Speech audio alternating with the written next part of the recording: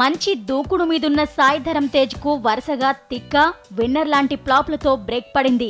ఇక రీసెంట్ గా వచ్చిన నక్షత్రం మూవీ కూడా యావరేజ్ టాక్ తెచ్చుకుంది. ఆ తర్వాత చేస్తున్న మూవీ జవాన్. దేశభక్తి నేపథ్యంలో వస్తున్న ఈ మూవీ మీదే ఎక్కువ ఎక్స్పెక్టేషన్స్ పెట్టుకున్నాడు సాయి. జవాన్ మూవీ తర్వాత ఇప్పుడు సెన్సేషనల్ డైరెక్టర్ వివి వినాయక్ తో కలిసి ఒక మాస్ సినిమా చేస్తున్నాడు. రీసెంట్ గా ఖైదీ నెంబర్ 150 సినిమాతో హిట్ కొట్టిన వినాయక్ కొంత గ్యాప్ తర్వాత ఇప్పుడు సాయితో కలిసి సినిమా చేయడానికి రెడీ అయిండు. సాయి ధరమ్ తేజ్ ను మాస్ యాంగిల్లో చూపించడానికి రెడీ అవుతున్నాడు.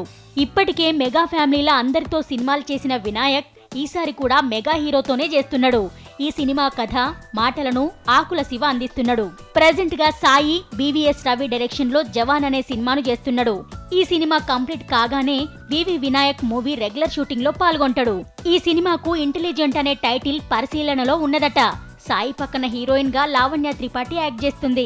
సాయి వినాయక్ కాంబినేషన్ లో తెరకెక్కుతున్న ఈ సినిమాను సి కళ్యాణ్ నిర్మిస్తున్నాడు.